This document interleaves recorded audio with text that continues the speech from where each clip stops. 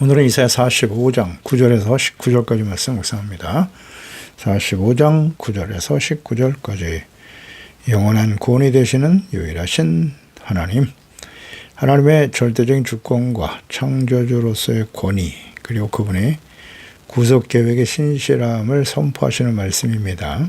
장차 이스라엘을 바벨론으로부터 해방시키시고 예루살렘으로 돌아오게 하시기 위해서 바사왕 고레스를 세우실 것을 그 태어나기도 전 150년 전에 예언의 말씀을 하고 계십니다. 그러나 이스라엘 백성들 일중 일부는 왜 이방 사람 왕을 통해서 우리를 구원하시는가? 라며 하나님의 방법의 의문을 제기합니다. 주의 백성들의 어리석음과 교만한 불평에 대한 하나님의 엄중하신 말씀이죠. 인간의 전적인 부패와 어리석음과 교만, 하나님의 완전한 주권 사이의 현존한 차이를 보여줍니다. 하나님의 예언과 약속의 성취, 역사의 주인이시며 신실하신 하나님을 볼 수 있습니다. 이스라엘을 심판하시고 구원과 회복하는 과정에서 이방인까지 사용하시는 하나님의 뜻, 하나님께서 단순히 이스라엘의 하나님이 아닌 온 우주의 유일하신 통치자 왕이심을 증명하는 말씀임에 있다. 인간의 지식과 지혜, 생각을 초월하시는 하나님의 뜻과 계획을 보여주시는 말씀 앞에 겸손해야 할 것입니다. 9절의 7그릇 조각 중 한 조각 같은 자가 자기를 지으시니와 더불어 다툴진대 화 있을진저. 하나님의 심판이 임할 것을 선포하고 계시네요. 진흙이 토기장이에게 너는 무엇을 만드느냐? 또는 내가 만든 것이 그는 손이 없다 말할 수 있겠느냐? 화 있을진저. 심판의 대상이 되는 사람들과 또 그들이 하는 일에 대해서 주님께서 말씀하시네요. 7그릇 중 한 조각에 불과한 인간이 자기를 지으신 창조주 하나님과 다투고 대적하는 일, 이게 바로 하나님의 심판의 대상입니다. 화 있을진저. 창조주 만왕의 왕이신 하나님의 절대 주권이죠. 주권자이신 하나님과 다투는 자, 피조물이 창조주와 논쟁하는 것은 교만하고 어리석은 존재적 모순이죠. 7그릇 조각은 깨지기 쉽고 비천한 존재임에도 불구하고 감히 창조주 하나님의 의도를 부정하고 또 논쟁의 대상으로 삼고 있다는 것입니다. 타락한 인간의 본질적인 교만이죠. 진흙이 토기장이에게 너는 손이 없다, 솜씨가 없다라는 말이에요. 그리고 비난하고 있어요.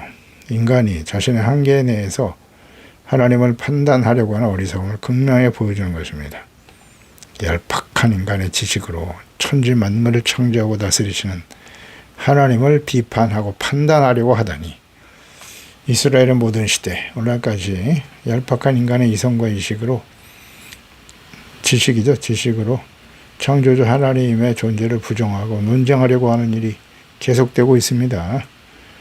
오늘날은 더욱더 인간의 교만이 바벨탑을 쌓고 있는 것이죠. 하나님께서 이방 왕인 고레스를 선택하셨고 태어나기도 전에 말입니다. 그것이 이스라엘의 자존심을 상하게 했을지라도 하나님의 지혜는 완벽하십니다. 우리가 하나님 왜 이렇게 하십니까? 라고 묻는 것은 하나님의 지혜를 부정하는 행위예요. 능력, 선하신 뜻, 이해가 되지 않으면 겸손하게 하나님께 기도하면 돼요.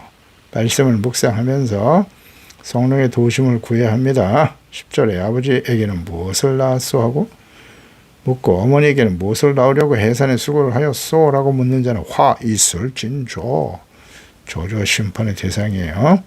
생물학적, 존재론적 기원인 부모에 대해서 그 자녀가 부모에게 왜 나를 이렇게 낳았느냐고 묻는 것은 어리석음과 폐륜을 넘어서 존재의 근간을 부정하는 것입니다. 하나님께서 아버지 되심에 대한 권위를 보여주시네요. 이스라엘 백성들과 하나님과의 관계, 아버지와 아들의 관계라는 사실. 우리가 예수 그리스도를 믿고 구원받은 그리스도인들 역시 하나님 아버지와 자녀의 관계라는 것을 기억해야 합니다. 출생은 자녀의 선택이 아니에요. 오직 부모를 통해서 하나님께서 이 땅에 보내주시는 절대적인 주권과 절대 은혜의 사건이죠. 감사해야죠. 하나님께 대한 무지와 교만, 영적 교만이죠. 인간이 하나님의 존재와 통치 섭리를 부정하고 비판할 때 그들은 자신을 창조주보다 높은 위치에 두는 아주 교만하고 심각한 죄를 범하는 것이고 화 있을진저 즉 심판의 대상이 된다는 사실을 명심해야 합니다. 11절에 이스라엘의 거룩하신 이곳 이스라엘을 지으신 여호와께서 이같이 이르시되 너희가 장래일을 내게 물으며 또 내 아들들과 내 손으로 한 일에 관하여 내게 명령하느냐. 이스라엘의 거룩하신 하나님, 이스라엘을 창조하신 하나님께서 말씀하시는 거예요. 이스라엘을 택하시고 부르시고 언약으로 거룩하게 하시며 그들의 역사 속에 함께 하시며 다스리시고 인도하시는 살아계신 창조주요 구속자이신 유일하신 하나님, 하나님께서 하신 일에 대해서 이래라 저래라 감히 명령할 수 없는 거예요. 근데 피조물이 창조주에게 미래의 계획을 지시하거나 따지거나 이렇게 하라고 명령하는 일은 있을 수 없는 일입니다. 신성 모독에 관한 것이죠. 하나님께서는 죄 백성들의 의견과 생각을 받아들이고 그들의 뜻대로 움직이시는 분이 아니시죠. 우리의 지시대로 그렇게 움직이시는 분이 아니에요. 하나님의 뜻대로 역사를 집행하시는 절대 주권자이시죠. 우리는 종종 하나님께 기도하면서 자신의 생각과 뜻대로 해 주셔야 된다라고 간청하기도 하지만 또 명령하기도 해요. 기도는 하나님께 우리의 뜻을 관철시키고 명령하는 것이 아니라 그분의 선하신 뜻, 그것을 신뢰하고 겸손히 받아들이고 순종하는 것입니다. 그게 기도죠. 나의 뜻은 중요하지 않아요, 사실. 나의 기도가 하나님의 말씀에 근거하여 하나님의 뜻에 맞는가를 생각해야 합니다. 그러려면 반드시 말씀을 묵상해야겠죠. 요한일서 5장 14절 그를 향하여 우리의 가진 바 담대함이 이것이니 그의 뜻대로 무엇을 구하면 들으심이라. 아멘. 하나님의 뜻대로 구해야 되는 거예요. 그게 올바른 기도죠. 응답받는 기도고요. 하나님의 뜻을 알려면 어떻게 돼요? 하나님 말씀 묵상해야죠. 또 하나님의 깊은 것이라도 하나님의 뜻과 생각을 다 알고 계신 성령이라고 하셨잖아요. 성령의 도우심을 따라 주님의 말씀을 묵상하며 기도하면 되겠죠. 분명한 사실, 진리를 깨달아야 돼요. 우리의 기도, 응답은 무엇으로 온다? 말씀으로 오는 거예요. 그러니까 말씀 묵상을 하지 않으면서 드리는 기도, 응답받을 수 없음. 응답이 뭔지도 모르잖아요. 그 우상숭배랑 뭐가 달라요? 그냥 가서 비는 거야. 내가 빌면 우상이 내 소원을 들어줄 거야. 하나님을 그런 식으로 믿으면 안 됩니다. 그냥 가서 빌기만 해. 기도만 열심히 하고 기도하고 또 기도하고 예배 드리고 헌물을 많이 드리고 그러면 하나님께서 나의 소원과 뜻을 이루어 주실 거야. 잘못된 겁니다. 이렇게 가르치면 안 돼요. 12절 내가 땅을 만들고 그 위에 사람을 창조하였으며 내가 내 손으로 하늘을 펴고 하늘의 모든 군대에게 명령하였노라. 하나님은 자신의 통치권을 입증하시기 위해서 창조의 증거를 제시하셨어요. 내가 땅을 만들었다. 하나님이 땅을 만드신 거예요. 그 위에 사람들을 창조하셨고 하늘을 펴고 하늘의 모든 군대들에게 명령하셨다는 거죠. 온 우주에 하나님께서 창조하시고 섭리하신 증거로 가득하죠. 하늘의 군대, 별들일 수도 있고 천사들을 의미하는 것일 수도 있는데 하나님께서 온 우주와 세계를 섭리하시는 분이심을 보여줍니다. 온 우주와 사람을 만드시고 역사를 주관하시는 하나님께서 포로된 이스라엘을 구원하는 일이나 고레스를 도구로 쓰는 일은 전혀 어려운 일이 아니에요. 세상과 모든 일은 목적을 가지고 설계되었죠. 지금도 역사를 주관하고 계세요. 13절에 내가 공의로 그를 일으킨다. 공의로 일으키셨대요. 그의 모든 길을 곱게 할 것이고 그러나 나의 성읍을 건축할 것이며 그가 나의 성읍을 하나님이 세운 고레스를 의미하는 거였죠. 사로잡힌 내 백성을 값이나 가품이 없이 놓으리라. 만군의 여호와의 말이니라 하셨느니라. 아멘입니다. 공의로 일으켰다는 거예요. 이스라엘 예루살렘으로 돌아가게 하는 일을 위해서 기름 부음을 받은 고레스. 공의로 세웠다. 즉 이방인을 이스라엘을 회복을 위한 도구로 사용하시는 일은 부당하거나 불의한 일이 아니라는 거예요. 하나님의 공의를 이루기 위해서 그가 나의 성읍을 건축할 것이라고 말씀하셨고요. 말씀대로 이루어졌죠. 사로잡힌 내 백성을 값이나 가품이 없이 놓을 것이다. 그러니까 이스라엘의 귀환을 허락할 때 아무런 대가를 받지 않고 놓아주었을 뿐만 아니라 오히려 옛적에 이스라엘이 약탈당했던 보물과 성전의 모든 기구들까지 돌려줌으로써 성취됩니다. 이 말씀하신 바를 이루시잖아요. 하나님이 하시는 일이죠.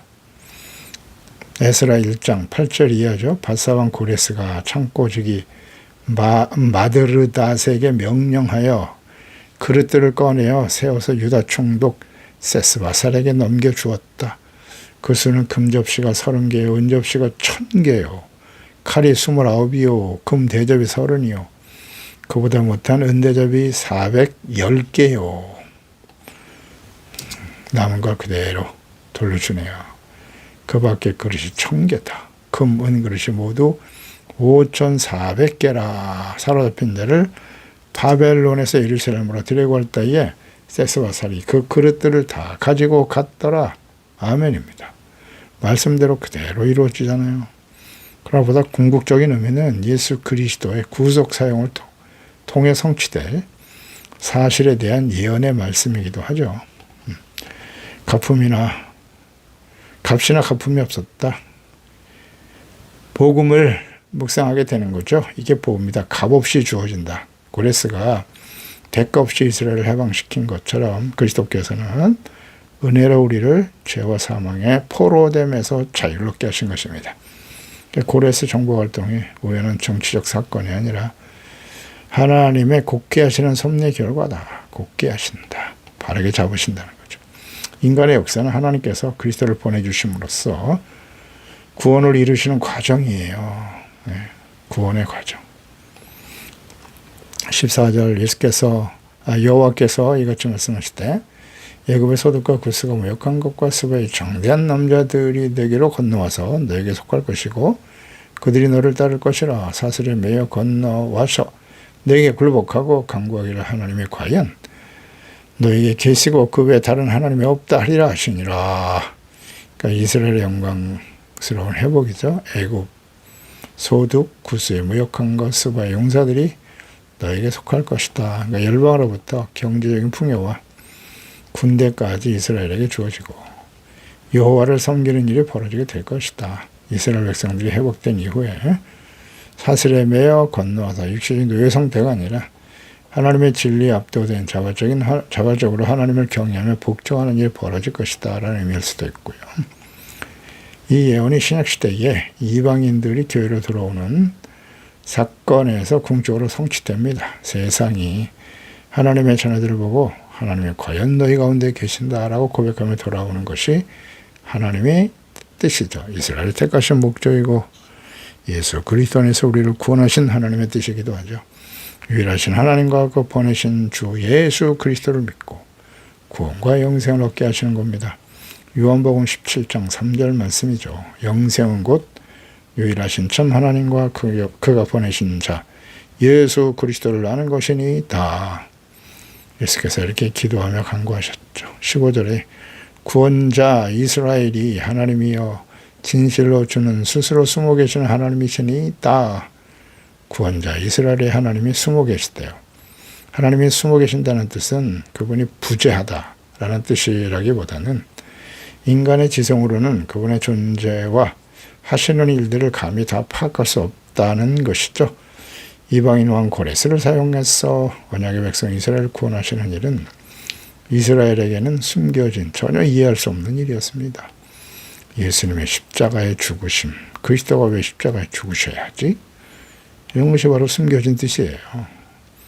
하나님께서 초월자로 요한한 인생에게는 마치 숨어 계시는 것처럼 보이지만 항상 하나님의 주권적 섭리 안에서 활동하시고 결정적인 순간에 나타나셔서 백성들을 구원해 주시는 겁니다. 그래서 이사야서 55장 8절 이하죠. 이는 내 생각이 너의 생각과 달라. 내 길은 너의 길과 다름이니라. 여호와의 말씀이니라. 이는 하늘이 땅보다 높음 같이 내 길은 너의 길보다 높으며 내 생각은 너의 생각보다 높음이니라. 아멘입니다. 하나님의 생각과 우리의 생각은 달라요.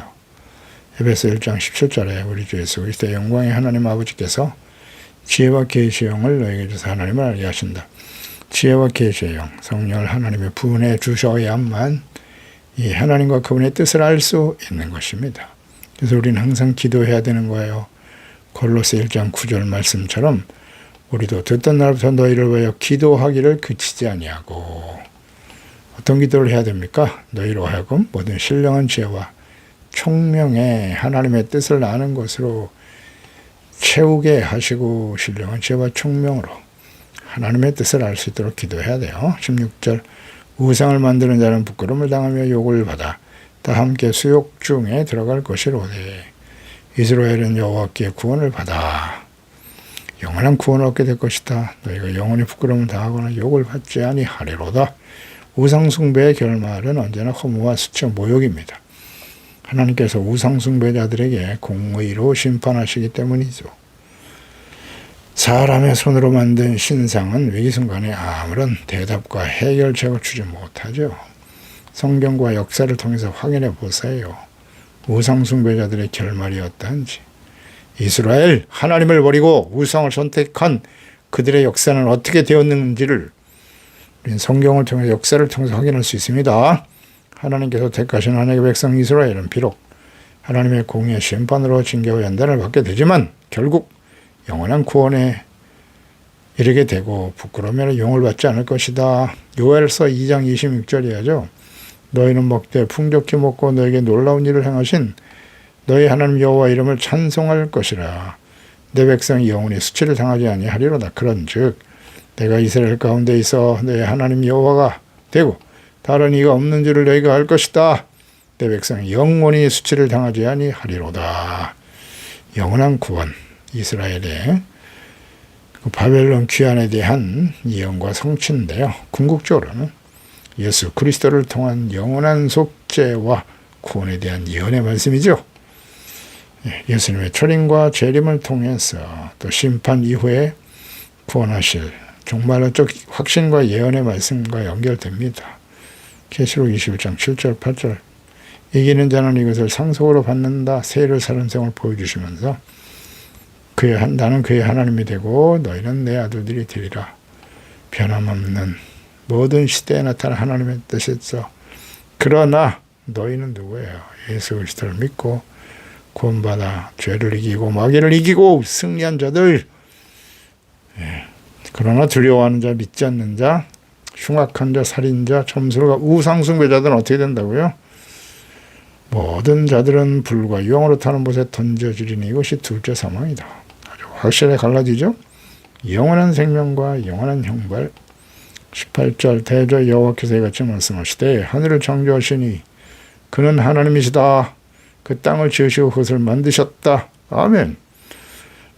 이 천지 만물을 창조하신 하나님을 알고 그분 아버지를 섬기고 그의 자녀로 살아간다는 건 얼마나 복된 일입니까? 그것을 견고하게 하시고 혼돈하게 창조하지 않으셨다고요. 혼란스럽지 않아요. 하나님이 하신 일은. 사람이 거주하기 위해서 그것을 지으셨다. 아멘입니다. 목적이 분명하잖아요. 나는 여호와라, 나 외에 다른 이가 없다. 아멘. 창조주 하나님은 무질서를 질서로 바꾸시는 분이에요. 혼돈했던 것을 창조의 새로운 질서로 만드셨잖아요. 하나님께서 천지 만물을 창조하신 목적은 뭐다? 견고하게 하시고 혼돈하게 창조하지 않으셨다고 하시면서 사람이 거주하게 그것을 지으셨다. 제일 마지막에 창조 순서를 보세요. 하늘과 땅, 수목, 모든 동물들, 하늘과 땅, 바닷속에 모든 피조물들을 만들어 가득 채워주시고 이러한 자연 만물의 창조 목적은 제일 마지막에 하나님의 형상대로 지음받은 사람들이 거주할 수 있도록 하신 거예요. 사람이 거주하며 살아갈 수 있는 환경을 만드신 거죠. 그러니까 인간을 위한 거처로 설계된 것이에요. 이런 하나님의 뜻이 언약의 백성 이스라엘에게도 적용되는 것이죠. 지금 이스라엘은 포로 생활이라는 혼돈 속에 있지만 하나님은 그들을 다시 약속의 땅인 예루살렘으로 돌아가게 하실 것이다 라는 말씀이잖아요. 그 하나님의 땅, 약속하신 예루살렘, 영원한 언약의 땅이죠. 가나안, 이스라엘. 하나님 영원한 약속의 땅이기 때문에 다시 돌아가게 하시는 겁니다. 징계와 연단의 과정을 거쳐 하나님이 약속하신 땅에는 이렇고 거룩한 백성들만 사는 거예요. 거룩하신 하나님이 다스리시는, 왕이 되어 다스리시는 나라이니까요. 그래서 연단이 필요한 거고요. 그 이스라엘을 택하신 목적이고 예수 그리스도 안에서 우리를 구원하신 하나님의 뜻이잖아요. 예수님 십자가에 못 박고 유대인들이 이렇게 소리쳤죠. 마태복음 27장 24절. 빌라도가 아무 성과도 없이 도리어 밀란이 나라는 것을 보고 물을 가져다가 무리 앞에서 손을 씻으며 이르되 이 사람의 피에 대해서 나는 무죄다. 나는 죄가 없어. 너희가 당해라 그랬어요. 너희가 당하라고. 죄의 대가에 대해서. 그럴 때 백성들이 다 대답하여 이르되 자신만만하네요.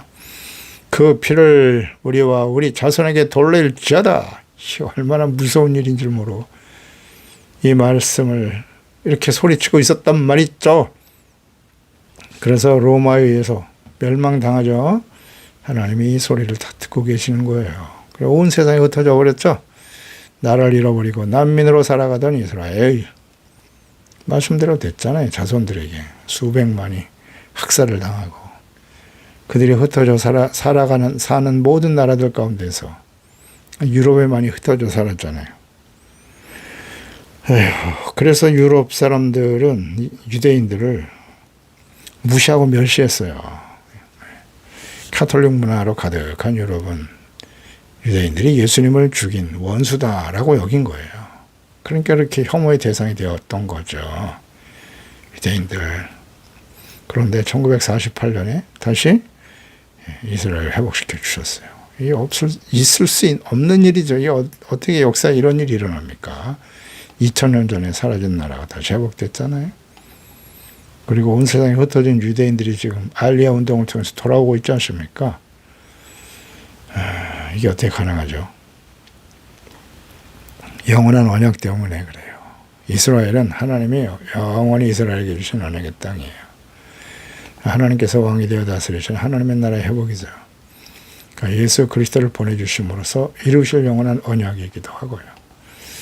유대인들은 지금도 예수님을 인정하지 않죠? 예수 그리스도를 따르는 기독교인들을 아주 원수로 대하고 있잖아요. 끝까지 회개하고 돌이키지 않는다. 마지막 지금 구원받을 수 있는 기회를 주시는 거예요. 이것이 굉장히 중요한 사건이죠. 이때부터가 말세라고 보면 돼요. 이 기회.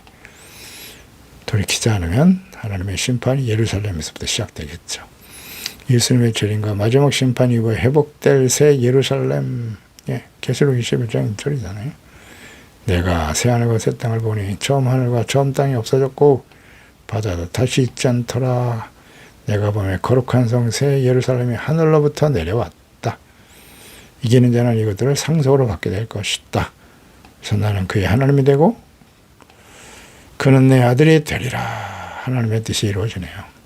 19절에 나는 감추어진 곳과 캄캄한 땅에서 말하지 아니하였으며 야곱 자손에게 너희가 나를 혼돈 중에 찾으라고 이르지 아니하였노라. 나 여호와는 의를 말하시네요. 정직한 것을 알리신다 그랬네요. 하나님께서 이방의 우상과 거짓 선지자들의 은밀한 곳에서 아무도 알지 못하는 신비한 계시를 전하죠. 우상들은 거짓 선지자들. 그런데 여호와 하나님은 모든 사람들이 밝히 알 수 있도록 공개적으로 말씀하신다. 하나님의 계시의 명료성에서. 하나님은 우리를 혼란스럽게 하시는 분이 아니세요. 의롭고 정직한 길, 구원의 길을 명확하게 보여주시는 분이세요. 예수 그리스도 사람의 눈으로 볼 수 있도록 오셨잖아요. 사람의 몸으로.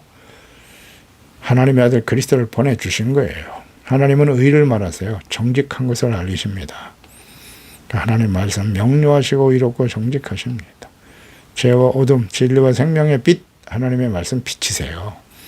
죄악의 어둠을 깨닫고 회개하며 돌이켜 의롭다함을 얻도록 하시는 거예요. 죄에 대해서 정확하게 말씀하세요. 하나님은.